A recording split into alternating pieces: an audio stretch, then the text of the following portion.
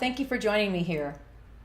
Is it possible that the clutter in our lives, the stuff we keep, holds us back and going forward in our relationships, such as the relationship we have with ourselves, with others, and even with our own life?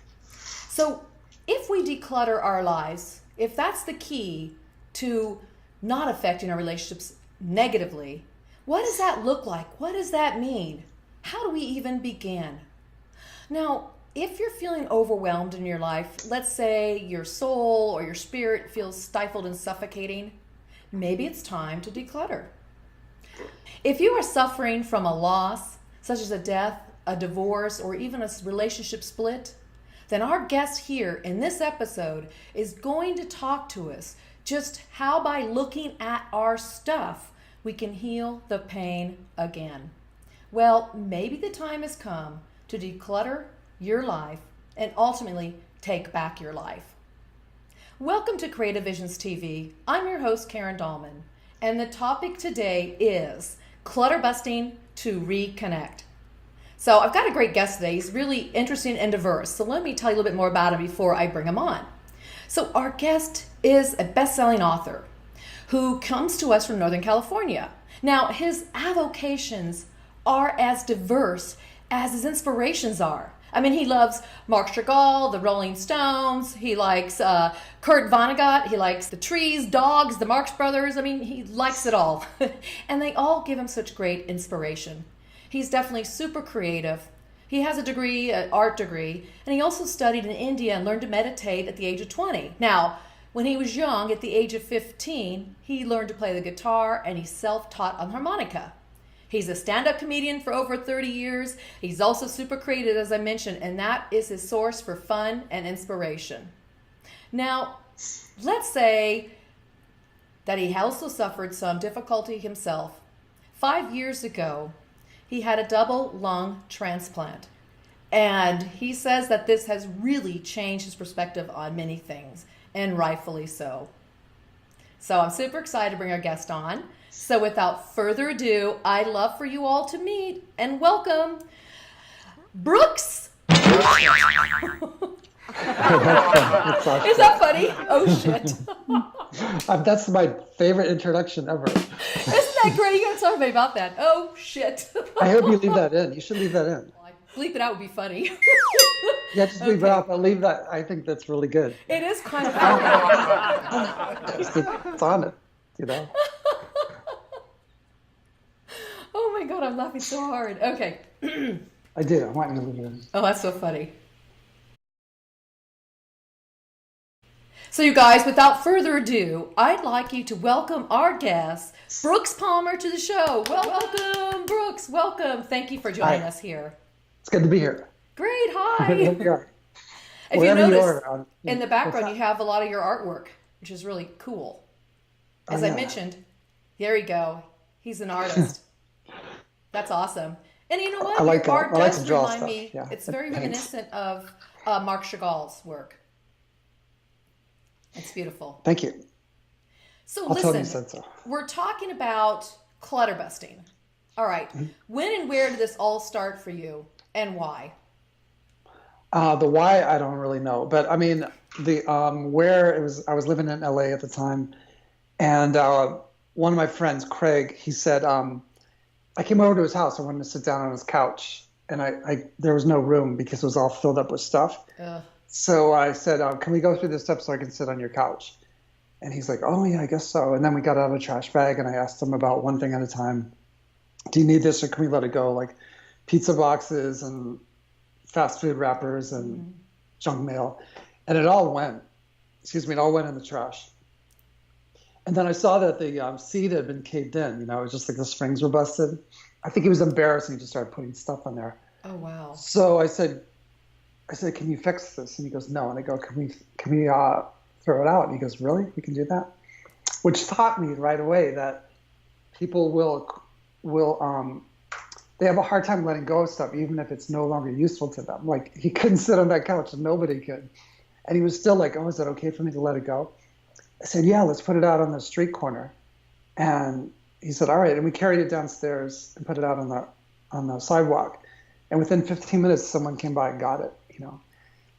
And then we I started. can't believe he didn't fight you on this. You know, 'Cause I don't want to I'm get rid of that. friendly. I like that old stupid couch, you know, or don't want to get rid of my stuff.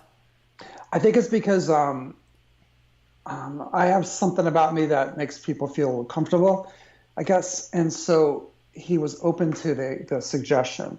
And I wasn't judgmental about it. Like, why do you have that stupid couch? You know, I mean, it was just, it was like, hey, can we get rid of this? Because I think you'd probably be happier without it. And and I was enthusiastic. You know, I'm like, I'd like to help. So we kept going through more stuff, and we got rid of quite a lot of things. And then we went to IKEA and got him a new, desk, a new couch, and he was very happy about it. And then he said, "You should do this for a living." And I thought, well, no one's going to pay for this, you know. Really? I mean, it's fun to do. It's like, for me, it's like a hobby. It's like miniature golf or something. But he said, no, seriously, people would do that. So I put up flyers, and then people started calling me, and it took off. You know, really turned into a lot of different interesting things. But I had no ambition to be a clutter buster, and I still don't. But I like to help people. It's fun. Well, you're doing a lot of it, and I want to tell the audience too. He was featured on Oprah Winfrey Network on a show where they reached out to him, brought him on, and he helped somebody clutter bust as well as they featured his book. So that's why he probably is one of the best-selling authors, and he is a authority on talking about this stuff and helping people. Now, I know you do a lot of workshops, you do a lot of programs, you're a motivational speaker, and you talk about this. So share some of your insights that you've learned about clutter busting, and really wherever even you can start with it. Yeah, I mean, I'll just start talking and see what comes out. So my experience is that everybody has clutter. Yeah. And my definition of clutter is anything in your life that's no longer serving you. So that could be people, it could be things, it could be activities, it could be ways you approach the world or think about stuff. And whatever it is, it's causing you pain. It's causing you grief in some way or another. It's not supporting your life. I mean, life is hard. There's difficulties that happen no matter how careful you are. And so it helps to have things on your side. And so you really, like, clutter busting is going through your stuff and asking of each thing, are you on my side or not? Not like, what happens oftentimes, people will look at stuff and they'll remember all the times it used to be on their side. Okay. You know, like, oh, I remember the great time I had with that shirt, you know, or listening to that album when I was a teenager. You know, you think of those memories, but how is it today? Like, do I like and use this today? And anything that's not a yes is questionable. It's a red flag. Oh. And so we often want to defend things that have strong memories, because they'll look at something and it'll be like, oh yeah, I remember, you know, and it all comes flooding in, and all the chemicals get released into our body, and we get this high off of it, and we think, oh, I need to hang on to this thing because of how it's feeling right now. But after about a minute, that feeling passes, or less. Huh. And then you say, like, okay, would I buy this if I was in a store today? Would I wear this if I was going out today? If it's a book, you start to read a few pages and see how it feels to read that book, you know? And you try, basically you're trying these things on today. And, you know, here I am. Does this take care of me or not? And you have to be, there's a ruthlessness that's involved, because your life is at stake. I mean, seriously, we've been taught since we were very young that things are more important than us. You know, we see commercials constantly saying, here's what's wrong with you. You're like too fat, too skinny, too whatever, you know, something's wrong with you. Like, they haven't figured out on a marketing campaign. And then they say that everything's going to be okay when you do this, or when you get this. And they spend millions of dollars on psychological research to understand how to encourage or basically trick people or hypnotize them. And then we see this message repeated over and over and over and over and over again. And we believe it. Plus, society is very much that way. You know, it's like, you know, what do you do for a living? And like, people respect you if you have more money or if you've done something famous, you know, to who you are right now. I mean, I've worked with hundreds of people. My experience is everybody's pretty much the same in some way or another. We're all really interesting people on a day-to-day basis, but the past is insignificant. What we have is insignificant, unless it's really, we're enjoying it a lot. but it's putting yourself first. Okay. That's this whole process is about. It's like, I care about myself, so I'm going to look at something and ask, do I like and use this desk or not? When this person calls me or I go hang out with them, do I feel good during and afterwards or not? When I do this activity, does it give me energy or do I feel depleted and I'm tired for like a day, you know? And then see what answers come up. Because you're asking yourself as the expert. There's so many experts out there. They're telling us what to do. Right. You know? And so it's like, oh, you know, I know best or whatever, you know. But this whole process is putting it in your hands to ask, how do I feel? It's a very loving technique. Do I like and use this or not? You know, like taking a bite of food and going, do I want to keep eating this or not? It's very much like that. Does this taste good to me? Do I want to keep eating it or right now or not? Well, you sound like you take the shame out of it and the guilt about it. Let's say, for example, you went through a divorce and you're still holding on to some memory there because there might have been some good times, or maybe you're afraid or you feel guilty that you let the relationship go. So what it sounds like you do is really remove that sense of shame towards yourself. Yeah, or even just, you know, notice the shame or the guilt, because that's going to be there. People often feel like, oh, I did something wrong, and then they're punishing themselves. I think that's because we're taught the way to help people change is to punish them. You know, punishment's very much part of our culture. It's like people that have done something that is hurtful to others, there's a huge amount of shame that's placed on them through the media, or blame on them in a way to like hurt them. Right. And oftentimes people are suffering as it is for what they've done, you know. And that doesn't mean that you shouldn't speak up if somebody hurt you. Right. But we often hurt ourselves as a punishment, we feel that's the way to change. And it turns out that kind encouragement there's been so much research done on this, and kind encouragement is actually the biggest motivator for change, as opposed to like, oh, I'm such an idiot, or what the fuck's wrong with me, or why did I do this? I'm just so stupid.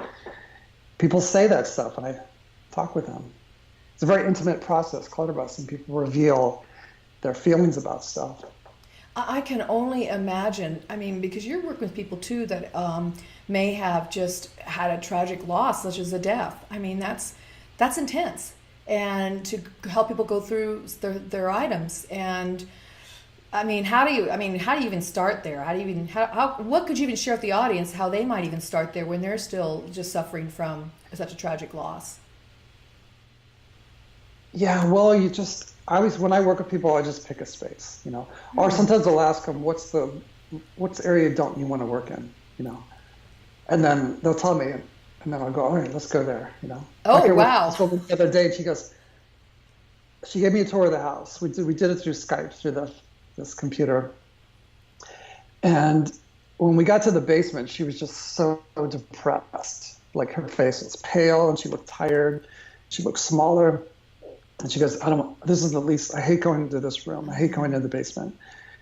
I go, well, let's start there then, you know, because that was causing her the most pain. So she's like, her eyes got really wide, you know. I think she was scared. Oh, I can imagine. Yeah, I think she was excited though too. Like, all right, let's take a look. And I just said, let's just start with that box there. Just pick randomly. It doesn't really matter. And it helps to pick one area and start to work in that one area and not to move around. And I had her open the box, and I started asking her about each thing. What about that? And she would say, like, most of the time it was like, oh God, you know, you can tell right away from the person's voice, you know. Yeah, what their effect of that item is on them. Oh, yeah, you can see what it's doing to them. Yeah. But I'll even say what you're feeling right now is what that thing being in your life does to you. And her it was from family members that had died, from her parents, you know. And so she's like, well, I don't think I should get rid of this because I feel badly, you know, that I want to get rid of it. I should hang on to it. And I go, well, do you like it? And she goes, no, I don't at all. I really don't like it. And I said, well, it's really normal when someone's died and we inherit their stuff, that it feels like if we let go of the stuff, we're like letting go of them. because we identify, I mean, not only do we identify our stuff as us, we personalize our things and they feel like parts of, like if something breaks, we feel like we've been hurt, even though it's not our body. So we look at other people's stuff as them. When you go to someone's house, you look at all their things, Yeah. and it's like, are you like, you hear about their job and it feels like a piece of them. And so when someone dies, we often don't want to get rid of these things because we feel we're letting them go. Mm-hmm.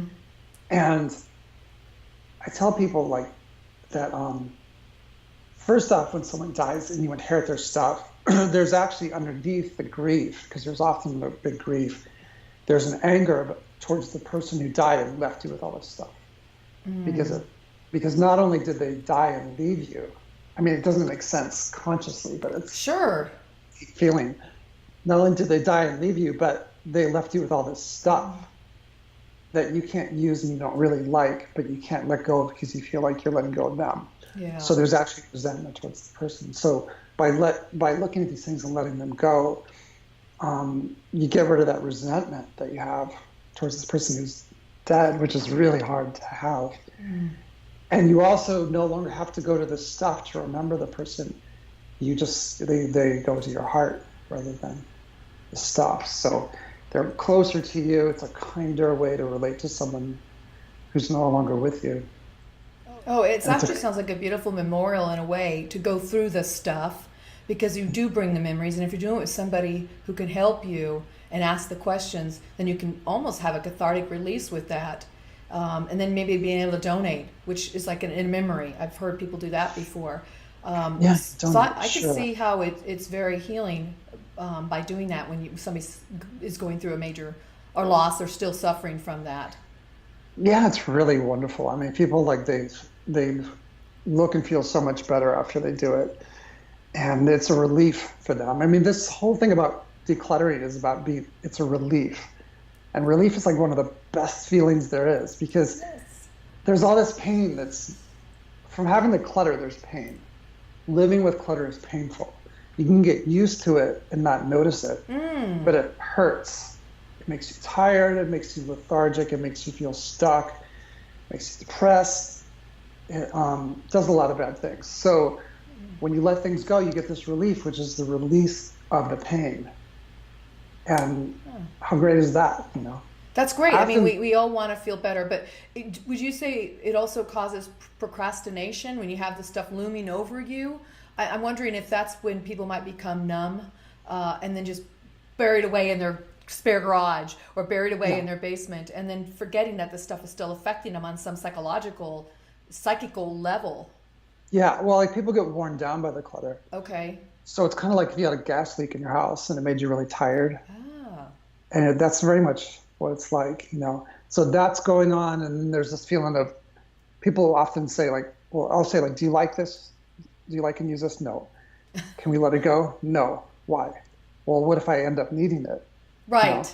So there's this fear. Okay, so there's the heavy pressure and the pain from living under the clutter, and then there's this fear that, if I let it go, something bad's going to happen, which is basically that came from we've been told that things are more important than us, So we'll it's like if you realize there's a stone in your shoe, and you take your shoe off and you see there's a diamond in there, and you go like, oh, I can't throw out the diamond, so you put your shoe back on, but it's hurting you.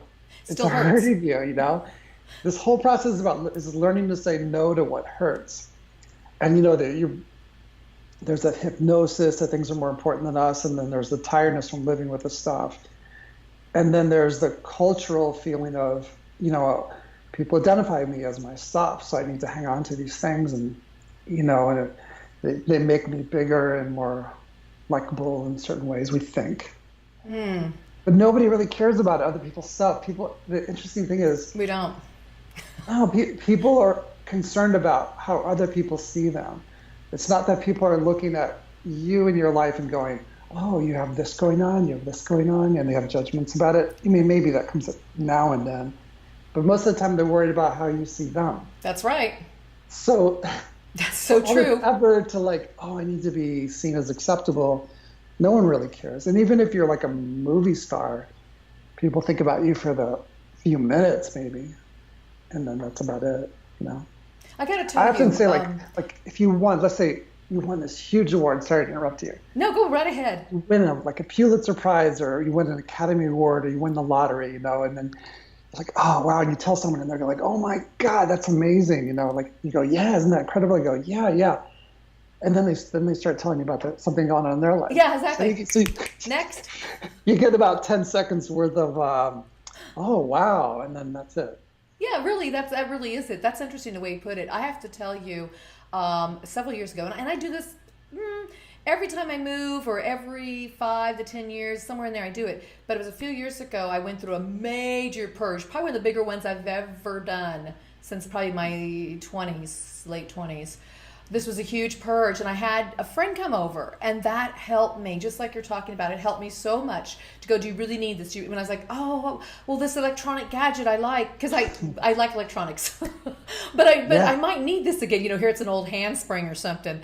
And he's like, really? And I'm like, you're right. And I was keeping, I had manuals to a lot of the things that I had, whether it's to, I don't know, some gadget in my kitchen or a vacuum cleaner. It's like those things are all online now. And when he said that, I thought, gosh, I can really get rid of a lot of things. I had filing cabinets, you guys, filing cabinets, the old-fashioned things.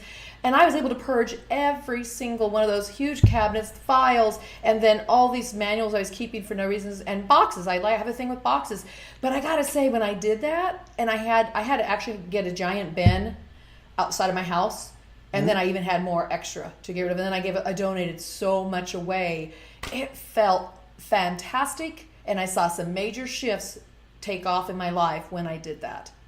Oh, great. Should we talk about that a little bit? Like what you've seen has happened to people once they make this change, this shift with their stuff? Well, yeah, people, I mean, first off, I notice it when I'm working with people, like there's that heaviness initially. Okay. The tiredness that you can see it in their face, the unhappiness. And then as they start to let stuff go, there you can see their eyes light up and their face lights up. And this dullness goes away. So that happens automatically because that something that was hurting them is being removed. So that negative influence is gone. It's like they were sick and now they're well.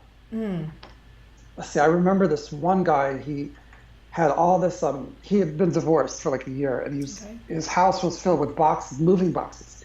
So he would just get stuff out of the moving boxes, which were all over the house. And they were like those really tall, like wardrobe ones, and he would reach in and pull stuff out. And he was so depressed, he was just, I can't believe my wife left me, and like she left him. And so we're going through the things, and as we're going through, he reveals like that she was mean to him a lot. And he didn't remember that. So as we started talking, he started remembering the times that she was mean and harsh with him. And so we get to the final box at the very end, and we come across his marriage certificate from when he was married, Ooh. And he like grabs onto it, and he's like, oh, I need this, I want to hang on to it. And so I said to him, well, do you want to get married to your wife again, And he thought about it, and he said, like, no, I don't want that. But it really hit him. Like, he became very clear, like, I wasn't really happy in that relationship. Oh, wow. So he threw it out. And then wow. I talked to him a few days later. I checked in with him. And that night he went out with a friend of his, this woman who was like a buddy. Excuse me, they weren't dating at all, and they went out for fun that night. And that night they decided to start dating. And and it was a friend, so it was like somebody he was getting along with well. But he let go of this impediment, this thing that he thought was really important, and he got his life back basically, That's a major shift. So it is kind of true. You hear the saying that when you get rid of make room for new stuff, it opens up new doorways and new things can happen. Now, well, that happens a lot. So new things come in, but do people just start acquiring new stuff again? Sometimes people do. I tell people, I said, look, these first few days or week of having this empty space, you might want to fill it, you know, because Yeah. it doesn't feel natural to you. You're used to having stuff around. I mean, stuff is noisy, and you get used to the noise of this stuff, its presence, and it can feel uncomfortable. Actually, sometimes you end up feeling things you didn't realize you were feeling. Sometimes it may be some anger or sadness, some kind of pain. And rather than feel that, we get more stuff. It's Yeah. kind of like if you're addicted to alcohol and you stop drinking and you start feeling a lot of things, you might want to go back to drinking That's again. right. So I tell people, you might want to go shopping, but I encourage you not to. Right. And but I can't say that. I don't tell people. Excuse me. I tell people do the best you can, because you want to be kind to yourself. And I said, if you find yourself going back to a store and you buy something, and you're driving home and you realize, what did I just do? It's like, say, okay, it's all right. It's a habit. Might take me a little while to break that habit, but it wouldn't help to come down on yourself for going shopping again, or buying That just more puts all that things. shame and guilt back in that you even had stuff in the first place. Yeah, because shame and guilt are clutter. I mean, nothing good Yeah. comes out of guilt. Anger, good things come out of it. Sadness, good things come out of it. But guilt is really it's like a whipping. It is. And then you get tired. Guilt makes you tired because there's a meanness in it. It's a cruelty. Cruelty So towards yourself. And I guess you can guilt and shame other people too. So, yeah, it happens. It's common. yeah, okay. So I'm really curious for you because you've been doing clutter busting work for a very long time now. And just 5 years ago, you had your double lung transplant. Doing that work and really helping people, to release pain, to let go of the heaviness, and to move forward in their life. What happened to you, and how have you shifted and changed from this transplant that you went through? Well, the transplant itself was a clutter bust, because my lungs were really sick. It was actually from working from decluttering that I breathed in some things that were like some mold and some Oh, wow. just toxic stuff that like if you cut yourself, you'll get a scar, so your body heals the skin. If you break a bone, the bones will heal, but lungs don't heal. They just get wrecked, and then they get, for me, it was a difficult 2.5 years where it became harder and harder to breathe, and then I was stuck in bed for about 6 months, breathing out of this oxygen concentrator that brought in extra oxygen, because I couldn't get enough on my own. Wow. And I tried so hard to heal my lungs. I went to the shaman in South America, and I went to all these different healers and acupuncturists and therapists and everything, because I thought, well, I can fix it, and I'll be okay. But it just got sicker and sicker, and finally I realized I want to live, and if I hang on to the lungs, I'm going to die. Oh, I thought, wow. I need these lungs to be able to breathe. So, that was my reason. I need to hang on to them so I can breathe, but they were killing me, and if I didn't do anything, I got really close to being dead. So I thought, I don't want to die. So I said, all right, I want to get the transplant, Wow. And within about 3 weeks, because I was so sick, I went right to the top of the transplant list.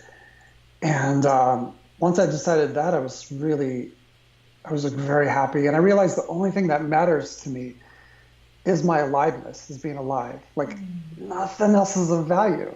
Nothing that I've done, not like the books that I've written or the stand-up comedy shows that I've done or the people that I've met or going to India or the Philippines or none of that matters if I'm dead, True. Right. True. So it was very transformative to realize that. I thought being alive is the only possession that's of value to me. So I have to let go of my lungs in order to have that. Wow. And Huge. so I went to the hospital, and there was this young man named Tracy. He was 18, and he just graduated from high school, and he had gotten killed like a week after high school. He was outside and he got shot by a random car, and so that's like really sad in a lot of ways. Yeah. And I talked to his mother, a few years ago, and she said that 2 weeks before he died, he said that he wanted to get his driver's license so he could become a donor. Oh So it's really important my to be a donor. gosh. But he didn't say like, oh, because I'm going to die. He just thought. And she told me he also used to always talk about having kids and how great a grandmother she'd be. And she said 2 weeks before he died, he said, I'm not going to have kids. And she goes, yeah, you are. He goes, no, I just don't feel like I'm going to have kids. So anyway, he died, and so he's the person I got the lungs from, and I feel like he passed the torch of life to me, Wow. Like what a great gift! Like he passed this on, and so I'm very grateful for that, and I'm like very grateful to be alive, and it really puts things in perspective because, like, oh, I still want things, but then the attachment is like a lot less, or if I feel an attachment, it's like, okay, what's the point? It's like, some things come and go. They come and go. But this, being able to breathe, like every day I have this feeling like I can breathe. And I feel like, oh, I can walk too. Like, Oh wow. Yeah. Right. Your energy's back now. yeah, well, I had to learn how to walk again because my muscles like atrophied. So so I had to like take my first steps again, basically. I mean, that's really hard. Wow. To the amount of muscles it takes to stand up and to walk are incredible. It's like lifting like quite a lot of weight. And so it took me like 3 weeks to do that. And going upstairs was the hardest, like to be able to learn how to do that. So every day I have this feeling like, oh, I can walk, I can breathe, I'm alive. And I feel like the luckiest person, That's amazing. It sounds like you value your life as a celebration, and I can't help but see how this is going to filter and roll over into the work you do with people, because it is, as you said earlier, it's about taking care of yourself and loving your life again. And it sounds like you really have been given that chance as well with what you went through. Oh yeah, so I give these workshops, clutter busting workshops, and at the end I often tell that story about the lung transplant. And people, it really has an effect on them. Like it's like their mouths are hanging open, kind of thing. Excuse me. And I mean, before I got the transplant, I didn't even know transplants existed for lungs. Yeah, but makes still, you think, it's like, right? yeah, it's pretty rare. And I tell them, that I had to clutter bust my lungs. Like anything can be clutter. I mean, that really brings it home. Wow. Anything can stop serving you. And that's why I tell people to ask about anything in your life. Sometimes people will go like, oh, that's not clutter, I don't want to ask about it. And oftentimes things that people are certain aren't clutter have turned out to be clutter. Interesting. Well, I know you put relationships in that category too. So I think this has been my experience. I experience people who say you can't ever let go of somebody, a friend or whatever, and you should always stay in touch. Or some people say it's time to let go. So let's talk about this concept. I think people struggle with this a lot whether it's time to release that relationship or that it's even okay to move on if you need to. Yeah, well, I mean, relationships are a thing. They weren't in your life and then they are. People that you didn't know and then you meet them and then they become part of your life, and then that changes over time. And sometimes it grows with you and sometimes it doesn't grow with you. And it's not that person is clutter. Right. It's your experience, your relationship with that person is hurting you in some ways. And I encourage people to, unless there's physical abuse going on, and I think that you don't try to fix that, because if someone is hitting you, or hurting you, there's no talking with that person. It's a person that you leave. That's right. But if there's some difficulty going on, or if maybe the person's mistreating you in a certain way, I encourage people to talk with that person and say, and come from the perspective of how it's making you feel rather than you're doing this, Yeah, right. it's bad. But to say, when you talk with me like this, I feel really sad, or I feel really angry, or I feel like I'm not heard. Just talk about how you feel when that happens.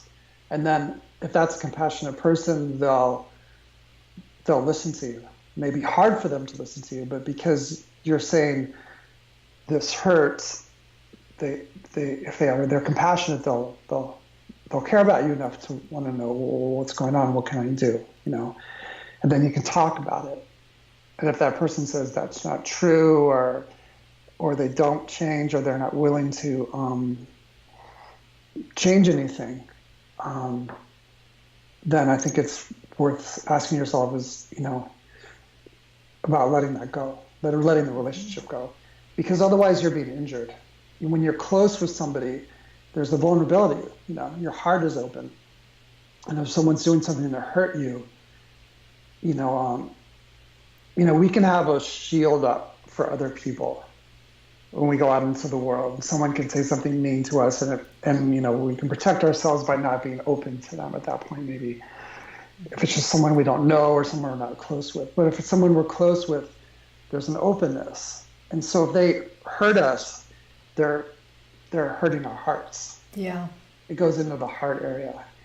And we may think, oh, but I remember how this person used to be, or, they might change, so I just want to hang on to them. Or you don't get rid of people, you need to hang on to somebody.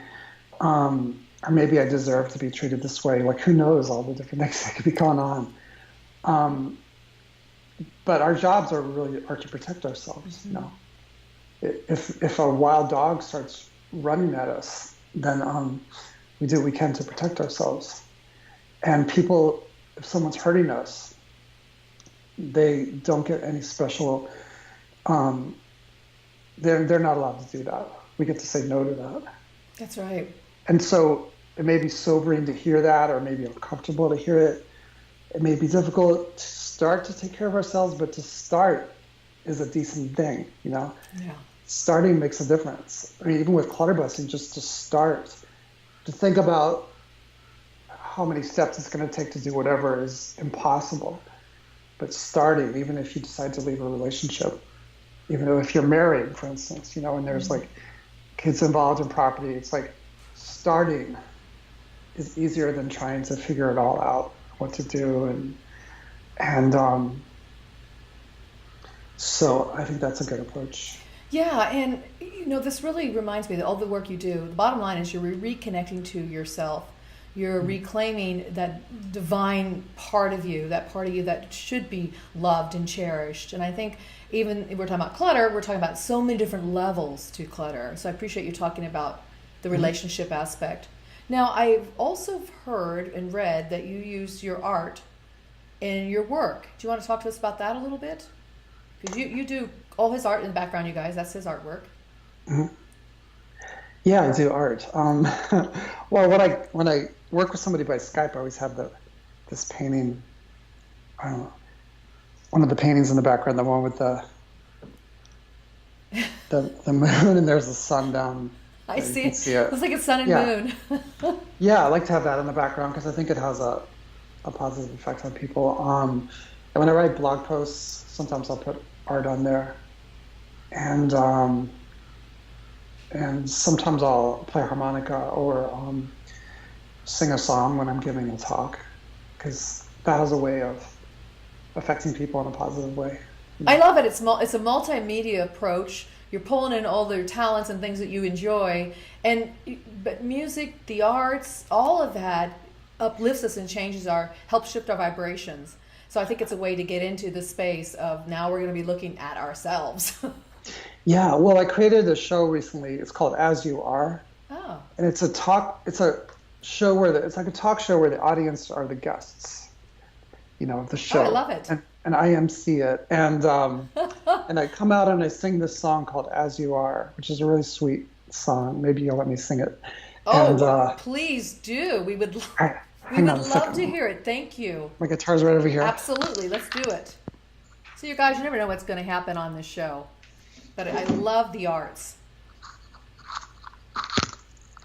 Okay. So, and so the show is basically celebrating people as they are today, Okay. not what they've done or, you know, all their trophies and stuff. No.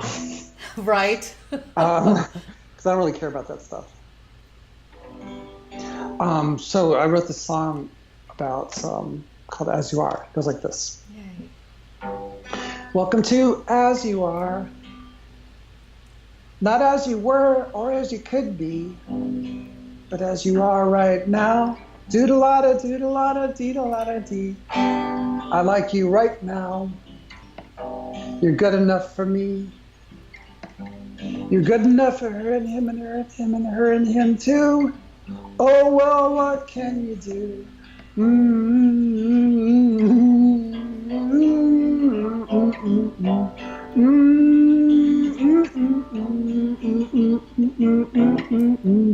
I like you as you are, not as you were or as you could be. Easier to be this rather than that. You don't have to move anywhere. You can be right here.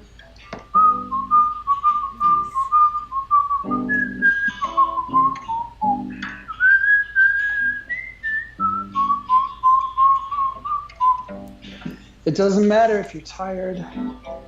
It doesn't matter if you're lonely. It doesn't matter if you're angry. It doesn't matter if you're bumpy.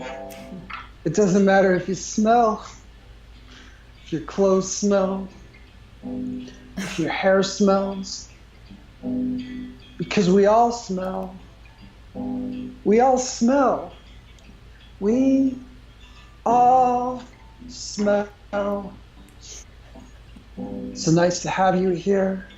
Nice that you showed up. Means a lot to me because you could have stayed home and watched TV, but you're here as you are, not as you were or as you could be.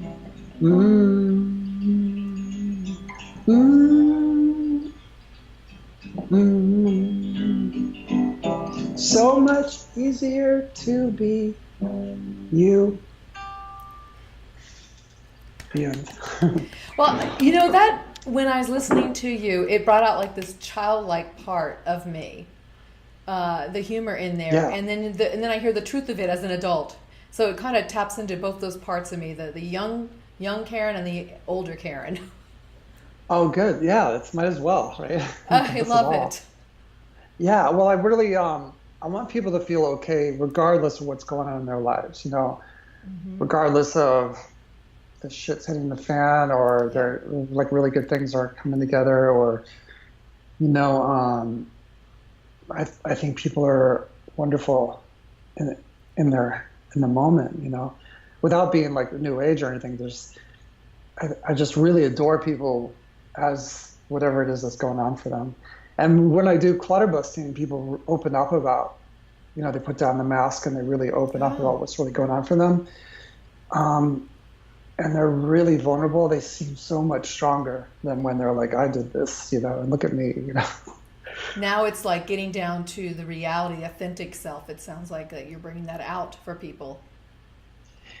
Yeah, and so, yeah, people can be pretty enthralling, Well, we've come to a place in the show where I always ask my guests to throw out any type of words of wisdom you'd like to really bring home today through your sharing with us during this episode. And what would that be? What would you like to share as maybe the gem for the show today?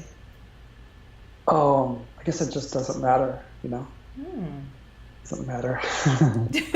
And whether you do any of this, if you do clutter busting or not, or whether you do something you think you should or not, or whether you eat too much chocolate or not, or get work done or not,